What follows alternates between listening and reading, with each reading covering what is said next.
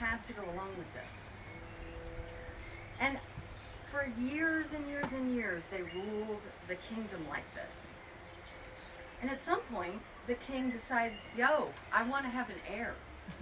And so they decide to start practicing, and nothing happens. And so they go, all right, I guess we're going to have to call on the gods. And there's a little eye roll because they don't believe in any of this hooey. So they decide to contact the Buddhists and the Taoists and say to those priests, yo, I would like you to really pray for 7 days and 7 nights for us to have an heir. It wasn't a will you do it, it's like you're doing it. So they did. They prayed and prayed and prayed. And then on that 7th day, the queen and king decided to come and give an offering at both of these temples, just to show face. But a little bit of an eye roll was happening while they're like, yeah, we got to do this. And so they made a final offer to the mountain king for this, for these heirs, an heir, any kind of person that could move on with their kingdom. And so the mountain god thought about this a little bit, and he didn't altogether rule it out. But he thought to himself, I'm going to try something slightly different. And there was a lovely father who had just lost his 3 sons in a terrible fire. And so he decided, the mountain king decided, to reincarnate the 3 souls, but bring them to the king and queen as daughters. Asian times. So you know what how easy that went over. So the first daughter was born, and they're all waiting, and they're like, daughter number 1. They're ready. Number 2. It's a daughter. 3rd pregnancy. The earth shook. Flowers rained down from the sky. There were the scent of flowers everywhere. And that's the day that Mio Shan was born. She was a curious little girl as she was growing up. She wasn't like the others. She always wanted to do kind things. She was compassionate to old people. Also, she loved animals. She was very virtuous and really loved taking care of other people. And that didn't go with the family vibe. And so the king was not really happy about that. But he just kind of went with it as the daughters got older. But at some point, we got to have a king taking over. So what are we going to do? We got to get these daughters married off so that we can get a king. So daughter number 1 marries pretty okay guy. Daughter number 2 marries an okay guy. Now it's up to Mio Shan. And Dad says, yo, we need a real good one because it hasn't worked out. So we really, really need you to find a fabulous husband, a real powerful one, a real mean one. And so we said, Mio Shan says, look, Dad, I love you to death. However, I don't feel like getting married. And so this didn't make her dad happy. So during this time, there was a lot of fighting about this, and she kept on saying, look, all I really want to do is, learn about, go a little bit deeper and go into my own spirituality. I wanted to go and take care of people. Let me go study with the nuns up at the monastery up there. Are you kidding me? Says the king. No way. We need an heir. Focus, focus, focus.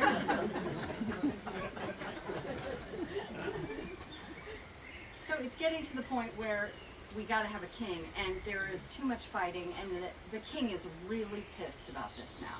And he's like, look, Mia Sean, you've got to find you a man. If you've been on Kauai a long time.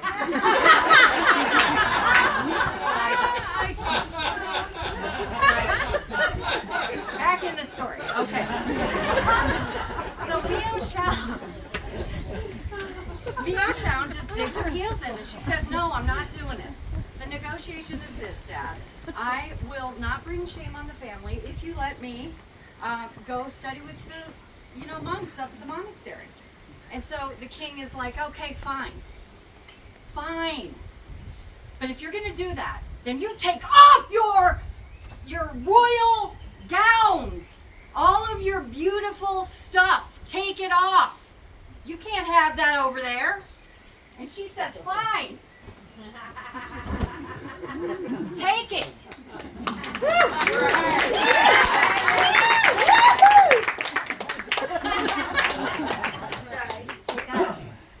So then off she goes. And the king is like, she thinks she's getting away with something here.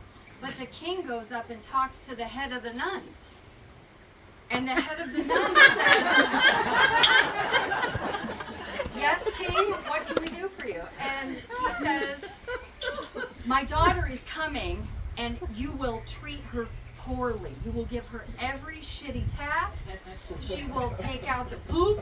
She will do every terrible job that you have, and then she will decide to come back and think it's easier to get married.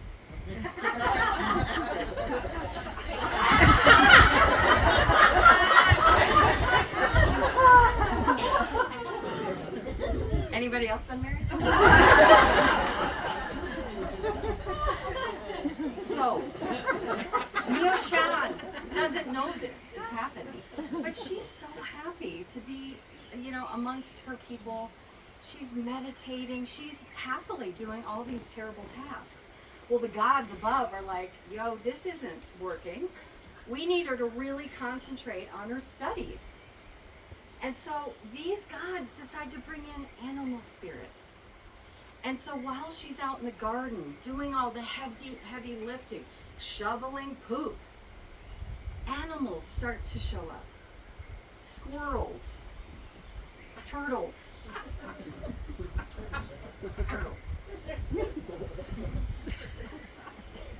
dogs, of course. And the favorite animal was the bear. There's this big giant great bear that most people would be terrified of. And she's Asian, and this bear was huge. But she wasn't scared. This bear was here to help her. And all of the animals in her started cleaning everything up, fixing everything up, and pretty soon it was a paradise. Smelled like flowers. It was beautiful. And the king gets wind of this. And he is hearing that there's magic happening up there, that the gods are bringing in help for her so that she can go deeper in her studies. And he's pissed. He's like, foiled. I love controlling women.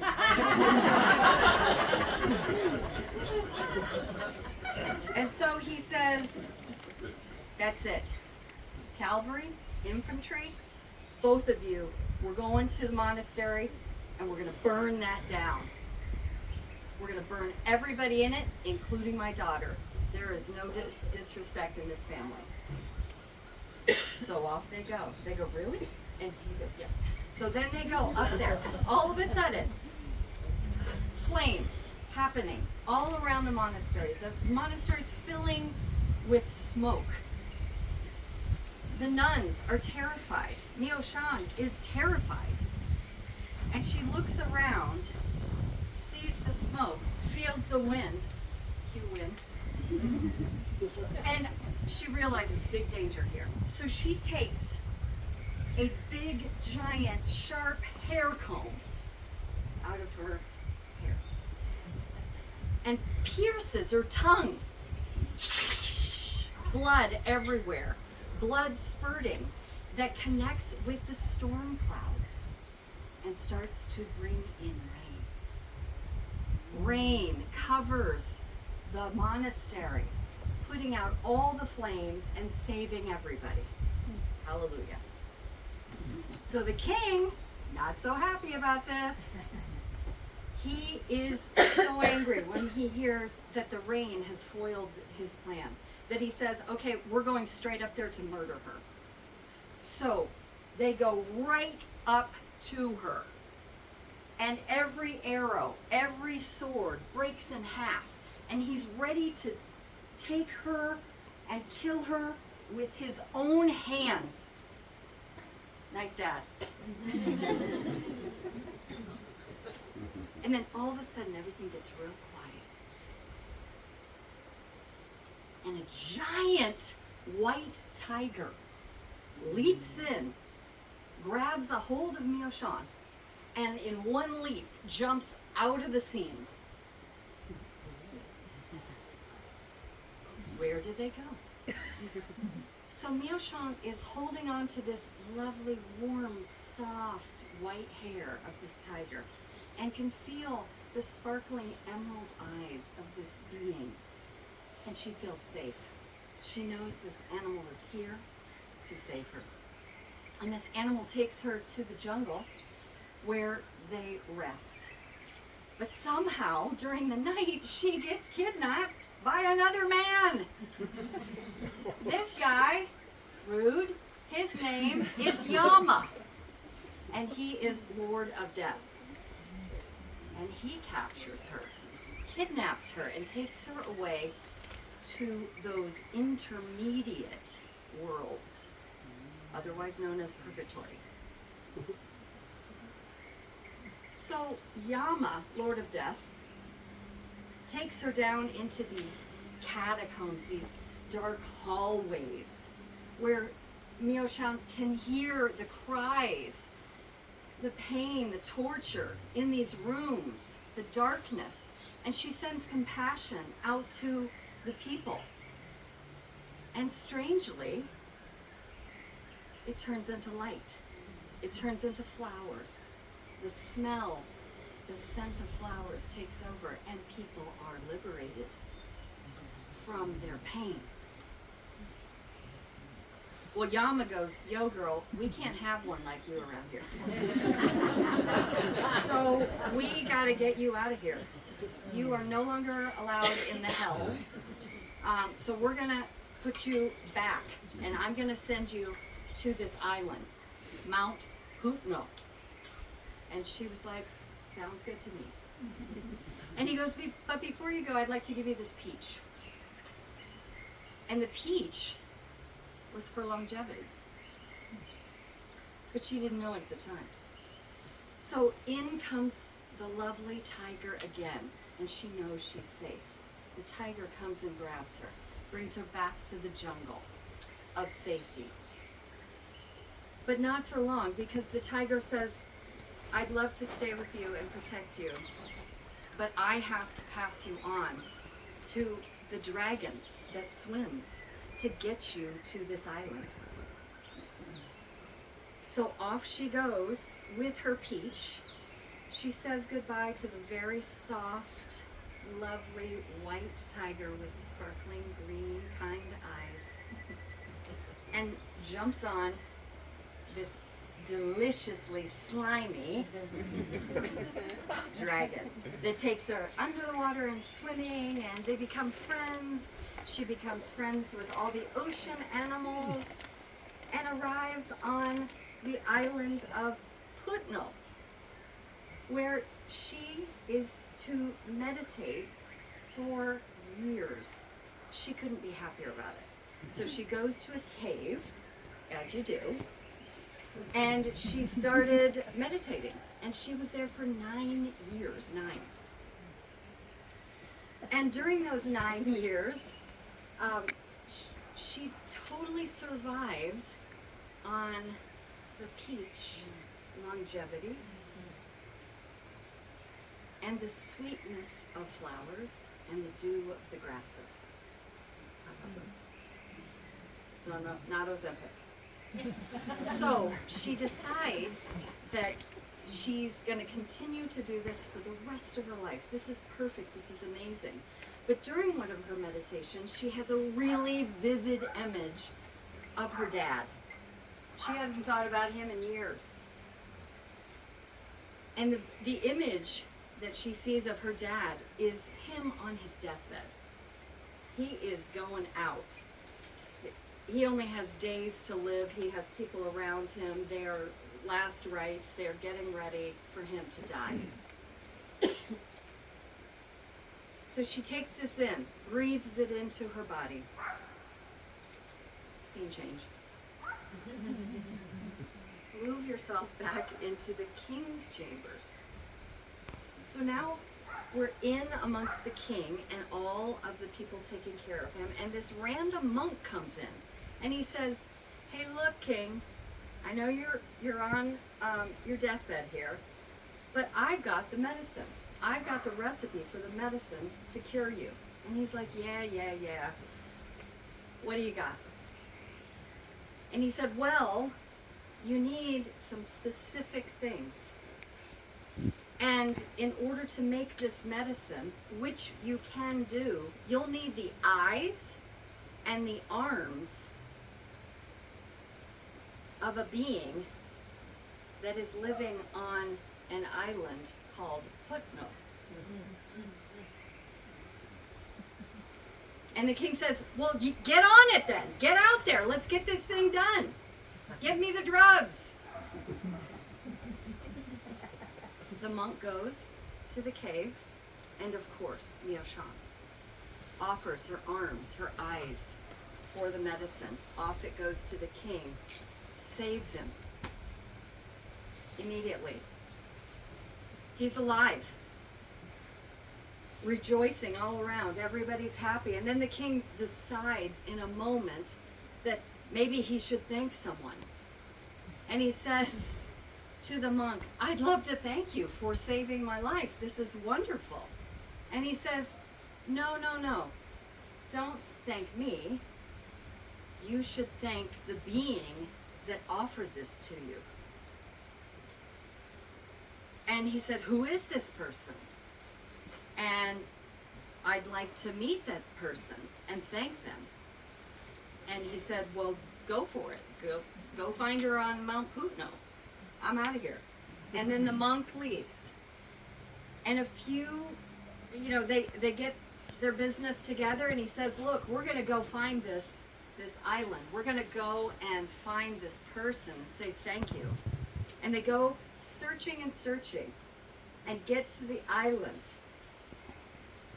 They're told that there is a being up in a mountain cave. So they go all the way up to the cave, and as soon as they walked into the cave, he realizes flowers rain down. The smell of sweetness in the room is intoxicating. A beautiful light encapsulates the cave. And the dad realizes it's Mioshan. But also at this time, all the immortals from all around come and gather around, because this is the time that Mioshan has been waiting for. This is Mioshan's time for her transformation of her sacred manifestation. What she really wanted in the world was to give more compassion to humanity in any way that she could. And this is when all of the immortals throned her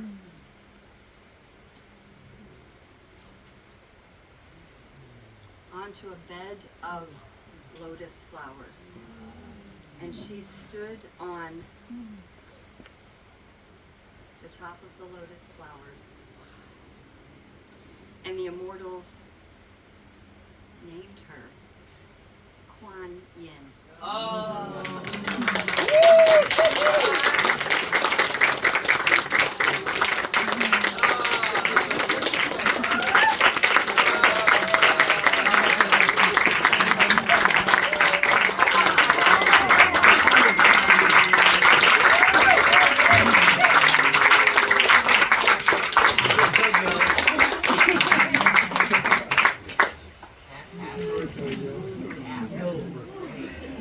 Right?